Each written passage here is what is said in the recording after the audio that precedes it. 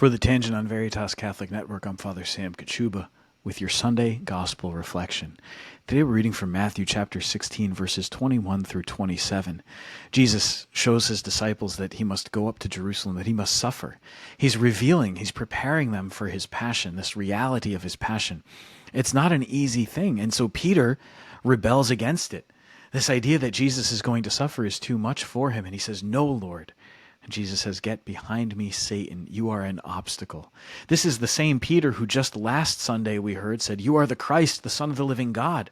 It's Peter whose great confession of faith gave him the keys of the kingdom and the foundation stone on which the entire church would be built. And now here today, "Get behind me, Satan."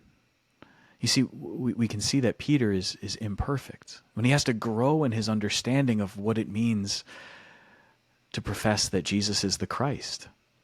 This is where St. Paul's letter to the Romans comes in.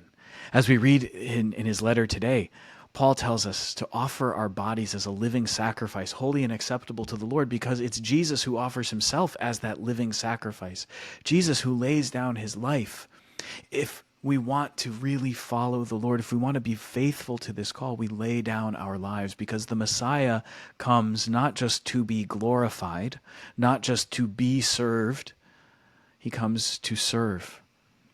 He comes to be that sacrificial offering, that redemptive offering that takes away the sin and the weight of the world.